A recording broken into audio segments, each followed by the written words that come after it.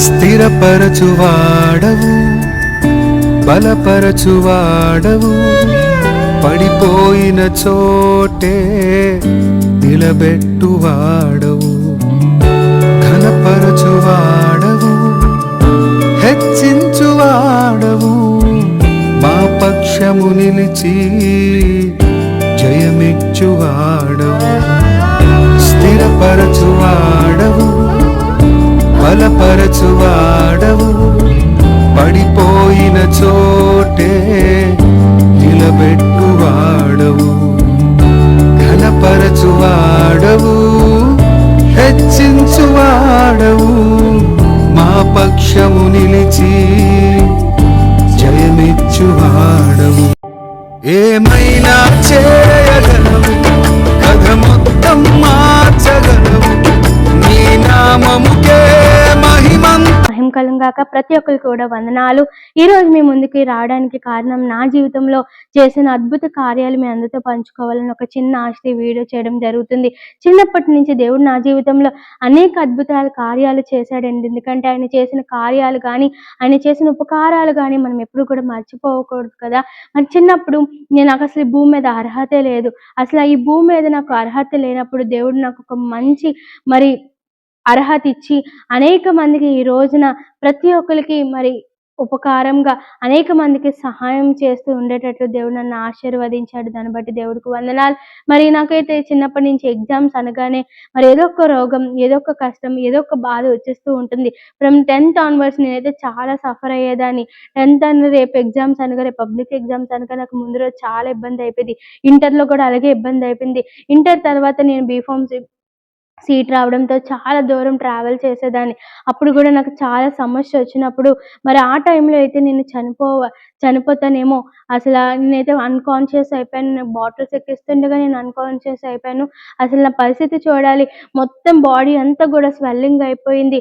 ఇంకా నా జీవితం అక్కడితో ఆగిపోయింది అని అనుకున్నాను. కానీ దేవుడు నన్ను గొప్పగా స్వస్థతనిచ్చి నేను అక్కడ ట్రావెలింగ్ చేయలేకపోతున్నాను, నా కుమార్తె అక్కడికి వెళ్ళలేకపోతున్నాను. వెంటనే నాకు బీపీటీ సీట్ రావడం, అంటే ఫిజియోథెరపీ డాక్టర్గా నాకు సీట్ రావడం ఇప్పుడైతే నేను చదువుతున్నాను. అలాగే నా ఫస్ట్ ఇయర్ ఎగ్జామ్స్కి నేను ఎగ్జామ్స్ రాయబోతున్నానుగా రేపు ఒక ఎగ్జామ్ అనగా మా తాతి చనిపోవడం జరిగింది.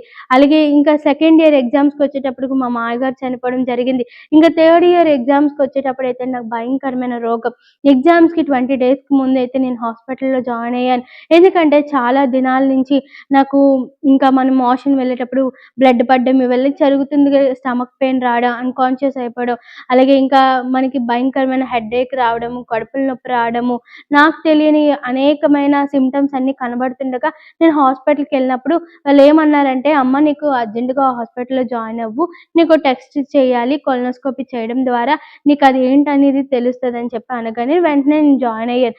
వాళ్ళు ఏం చెప్పారంటే, నీకు ఇరిటేటబుల్ బౌల్ సిండ్రోమ్ ఉందమ్మా, నువ్వు ఏ స్మెల్స్ అయినా నీకు పడవు, ఏమైనా టెన్షన్స్ కానీ లేదంటే ఏదైనా స్మెల్స్ కానీ ఎవరైనా చెప్పేదానికి నీ మనసులో కానీ ఇరిటేషన్ వస్తే ఇలా బ్లడ్ అనేది పడడం జరుగుతుంది, అంతే, ఇంకేమీ లేదు ప్రాబ్లం అని చెప్పి అన్నారు.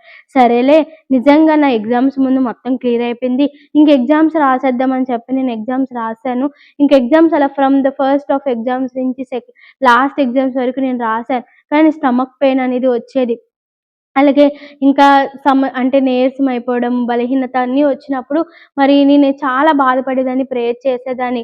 ఇంకా లాస్ట్ ఎగ్జామ్, నా ప్రాక్టికల్ లాస్ట్ ఎగ్జామ్ అప్పుడు విపరీతమైన స్టమక్ పెయిన్, దానికి ముందు కూడా ఎక్కువగా పెయిన్ వచ్చేది. సెప్టెంబర్ 7th ఆ పెయిన్ అనేది స్టార్ట్ అయ్యింది. భయంకరమైన కడుపుల నొప్పి, ఒక రైట్ లెగ్ అయితే చాలా నొప్పి వచ్చేస్తుంది. ఎవరికి చెప్పుకోవాలి, ఎక్కడ నొప్పి వస్తుందో కూడా నాకు అర్థం కాయేది కాదు.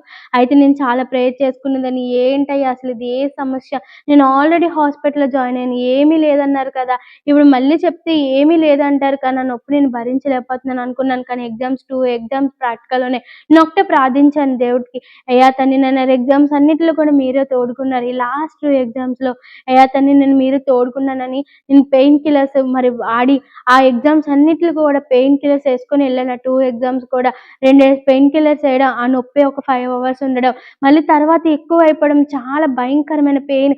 ఆ నొప్పికి అయితే నన్ను అసలు ఏం చేయాలో తెలియదు. అసలు ఎవరి మీద చిరాకు వచ్చేసిద్ది, ఎవరైనా మాట్లాడితే ఇంకా చాలా కోపం వచ్చేసిద్ది. ట్రావెల్ చేయలేకపోయేదాన్ని, కూర్చోలేకపోయేదాన్ని, తినలేకపోయేదాన్ని. అసలు చాలా భయంకరము. బండి మీద కూర్చొని వెళ్ళినప్పుడైతే నొప్పొచ్చేసేది.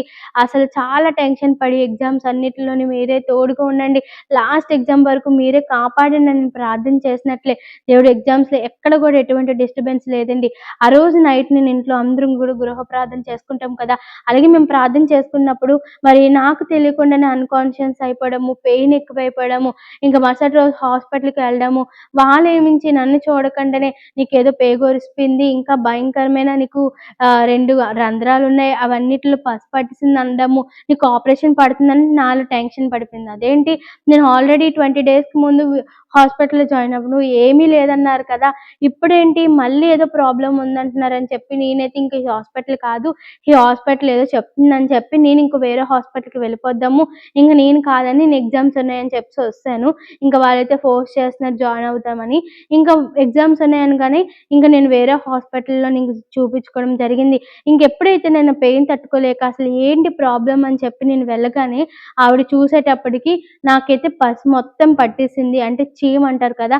అది పట్టిగానే పెయిన్ మీ అందరికీ తెలుసు కదా! ఎప్పుడైనా మనకి దెబ్బ తగిలినప్పుడు ఒక చీమ అనేది పడితే చాలా నొప్పొచ్చేస్తది. అలాంటిది అసలు ఎక్కడ పట్టిందో గూడా, అసలు చీమ ఎక్కడ ఫార్మ్ అయ్యిందో కూడా అసలు నాకు తెలియకుండా నొప్పొచ్చేసేది. ఆవిడంది, "నీకసలు లోపల పట్టిందా? బయటన పట్టిందో తెలియట్లేదమ్మా. ఎక్కడ ఫార్మ్ అయిందో తెలియట్లేదు.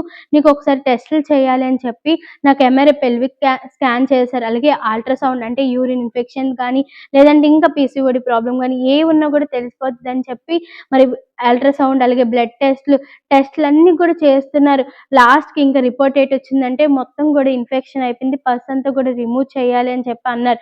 ఇంకా అంతకుముందు మరి బాటిల్స్ ఇంట్లో ఎక్కించుకోవడం, రోజు ఇంట్లో బాటిల్స్ ఎక్కించుకున్నప్పుడైతే మరి నేనెప్పుడు గూడా బాటిల్స్ మోకాలేస్తూనే ఎక్కించుకునేదాన్ని. ఆ పెయిన్ భరించలేక, నొప్పి భరించలేక మరి అలాగే ఉంటున్న సమయంలో దేవుడు నన్ను మరి ఎంతగానో ధైర్యపరిచేవాడు. మరి నేనైతే ప్రార్థన చేసుకునేదాన్ని, చర్చికి మాత్రం మానకూడదు, ఎలాగోలాగా వెళ్ళాలని. అలాగే నేను చర్చికి గూడా వెళ్ళేదాన్ని. అయితే నాకెప్పుడైతే ఇంకా పసు పట్టిందని తెలియగానే ఇంక రిపోర్ట్స్ అన్నీ గూడా మరి ఇలాగ వెంటనే రాగానే వెంటనే గూడా ఆపరేషన్ చేయడం జరిగింది. ఆపరేషన్ చేసేటప్పుడైతే నేను చాలా అంటే చాలా భయపడా. ఎందుకంటే నా లైఫ్‌లో అయితే ఇదే ఫస్ట్ టైమ్ ఆపరేషన్. నా లైఫ్‌లో నేను చిన్నప్పటి నుంచి ఎప్పుడు కూడా నాకు బాటిల్స్ ఎక్కించుకోవడం గానీ, లేదంటే ఇలా హాస్పిటల్స్‌లో జాయిన్ అవ్వడం గానీ, ఆపరేషన్ గానీ ఎప్పుడు కూడా నాకు తెలీదు. కానీ దేవుడు నిజంగా ఆపరేషన్ అంతట్లో కూడా నాతోనే ఉండి, నాతోనే ఉన్నాడు. మరి ఆ పెల్విక్ స్కాన్‌లో కూడా ఎంఆర్ఐ స్కాన్ నాకు చాలా భయమేసింది. ఆ టైంలో కూడా దేవుడు నాతోనే ఉన్నాడు. ప్రతి ఒక్క బ్లడ్ టెస్ట్‌లన్నిటిలో కూడా మంచిగానే మరి రిపోర్ట్స్ వచ్చాయి. ఈ పస్సు ఒకటే పట్టడం ద్వారా అదంతా కూడా ఆపరేషన్ చేసి రిమూవ్ చేశారు. అయితే మరుసటి రోజు ఏమైందంటే, నాకు మరుసటి రోజు అనేక మంది నన్ను చూడడానికొచ్చినప్పుడు బానే ఉంది. ఆ మరుసటి రోజు ఏం చేశానంటే, మనకెప్పుడైనా ఆపరేషన్ అయినప్పుడు స్పైనల్ కార్డ్‌కి ఇంజెక్షన్ ఇస్తారు కదా! అదైతే నా బ్రెయిన్‌కి మొత్తం గూడా తలకి పట్టేసింది. అసలు కళ్ళు తెరిస్తే ఇంకా అన్‌కాన్షియస్ అంటే పడిపోవడం. నా కళ్ళు తెరిస్తే ఏదో అయిపోవడం. కళ్ళు తెరిస్తే అసలు మసగ్గా అయిపోవడం. ఇంక ఫుల్లుగా చీకటిగానే ఉండాలని నా మైండ్ అంతా కూడా అయిపోయింది. ఇంకా బ్రెయిన్‌లో ఏమో ఉందేమో, ఈ బ్రెయిన్‌కి ఏదైనా అయిపోయిందేమో అని చెప్పి వెంటనే మరి ఎంఆర్ఐ బ్రెయిన్ చేయడం జరిగింది. దేవుడు నిజంగా మంచి రిపోర్ట్ ఇచ్చాడు. బ్రెయిన్‌లో ఏమీ లేదు. జస్ట్ అది అనస్థీషియా వల్ల అదొచ్చిందని చెప్పి అనగానే దేవుని నామాన్ని మహిమ కలుగును గాక అని చెప్పి నేను మనసులో అనుకున్నా. దేవుడు నిజంగా నా లైఫ్‌లో ఫస్ట్ టైమ్ అన్నీ కూడా బాటిల్స్ ఎక్కించడం, నేను హాస్పిటల్‌లో జాయిన్ అవ్వడం, అంబులెన్స్ వెళ్ళడము, ఇవన్నీ గూడా చాలా ఫస్ట్ టైమ్ అయినప్పటికీ దేవుడు నాతోనే తల్లిదండ్రులతో పాటు, సంఘంతో పాటు, అనేక మందితో పాటు దేవుడు నాతో గూడా ఉండి మరి నన్ను నడిపించాడు. ఎక్కడ గూడా సిగ్గుపాలు చేయకుండా దేవుడు నన్ను స్వస్థత ఇచ్చాడు. ఆయన స్వస్థత నన్ను మరి ఈ రోజుకైతే నెల అవుతుంది. మరి ఇన్ని రోజులు కూడా అనేక చ మరి సంఘంలో గాని, ఇంకా వీడియోస్ ద్వారా, లైవ్ ద్వారా అయితే సాక్ష్యం వెళ్ళింది. మరి ఈ వీడియో ఎందుకు చేశానంటే, ఈ రోజుకి నెల అవుతుంది. దేవుడు నన్ను ఈ నెల వరకు కాచి కాపాడాడు. ఇంకా అనేక మందికి నా సాక్ష్యం తెలియాలని చెప్పి ఈ చిన్న వీడియో చేయడం జరిగింది. నిజంగా మన జీవితంలో గూడా అనేక అద్భుతాలు చేస్తాం. కానీ అది ఎవరికీ చెప్పం. మనం చేసిన దేవుడు చేసిన అద్భుత కార్యాలు అనేక మందికి చెప్పాలి. నేను ఆ పెయిన్ చాలా భరించానండి. అది చెప్పుకోలేని పెయిన్. అసల ఎవరికి ఏమని చెప్పాలి? ఏదైనా ఒకటి కాలిందంటే అది కాలిందని చెప్తాం. కానీ ఎక్కడొస్తుందో పెయిన్ నాకు అర్థమయ్యేది కాదు. అది చెప్పుకోలేని పెయిన్ అసలు భయంకరమైన నొప్పి నేను భరించినప్పుడు, లోపలంతా గూడా ఇన్ఫెక్షన్ అయినప్పుడు, దేవుడు ఆపరేషన్ ద్వారా నాలో ఉన్న ప్రతి ఒక్క దురాత్మ గూడా బయటకొచ్చేటట్లు చేశారు. దాన్ని బట్టి దేవుడి నామానికి వందనాలు. ఇంక నా జీవితంలో ఎటువంటి ఆపరేషన్స్ కూడా అవ్వకుండా దేవుడు నన్ను కాపాడేటట్లు మీ అనుదిన ప్రార్థనలో జ్ఞాపకం ఉంచుకోండి. అలాగే నా స్టడీస్‌లో మీ అందరికీ చెప్పాను కదా! ఎగ్జామ్స్‌లో నాకు ఈ స్ట్రగల్ వచ్చింది కదా! కానీ దేవుడు నా ఎగ్జామ్స్‌లో మరి మంచి రిజల్ట్స్ ఇచ్చాడు. అన్ని సబ్జెక్ట్స్ కూడా పాస్ అవ్వడానికి దేవుడు కార్యం చేశాడు. అందుకని ఈ వీడియో కూడా లేట్‌గా తీద్దాం, రిజల్ట్స్ వచ్చాక అన్నీ కలిపి సాక్ష్యం చెప్దామని చెప్పి ఇంత లాగ్ అయింది. సో, దేవుడు నాకు మంచి రిజల్ట్స్ ఇచ్చాడు. అన్ని సబ్జెక్ట్‌లో పాస్ అయ్యాడు. అలాగే నా అనారోగ్యం విషయంలో కూడా దేవుడు గొప్పగా కార్యం చేశాడు. అలాగే నా సంఘం కోసము, నా కోసము, నా స్టడీస్ కోసము అనేక మందికి నేను ఒక డాక్టర్ అయ్యి, అనేక మందికి ట్రీట్మెంట్ చేసే కుమార్తెగాను, అనేక మంది కోసం ప్రార్థన చేసే కుమార్తెగాను, సంఘంలో వాడబడే కుమార్తెగాను, ఇంకా అనేక మందికి పరిచర్య చేసే కుమార్తెగాను ఉండేటట్లు మీ అనుదిన ప్రార్థనలో జ్ఞాపకం చేసుకోండి. దేవుడు నా జీవితంలో చేసిన అద్భుతం కార్యములు మీ జీవితంలో కూడా చేయాలని అనుకుంటున్నాను. Praise the lord. ఈ చిన్న సాక్ష్యాన్ని దేవుడు దీవించి, ఆశీర్వదించి, ఇంకా అనేక మందికి మరి మాదిరికరంగాను, అనేక మందికి రక్షణకరంగాను ఈ వీడియో వెళ్ళేటట్లు సహాయం చేయమని నేను దీని ప్రార్థనలో జ్ఞాపకం చేసుకోమని వేడుకుంటూ, మరి ఈ చిన్న సాక్ష్యం దేవుడు దీవించి ఆశీర్వదించును గాక. ఆమేన్. Praise the lord.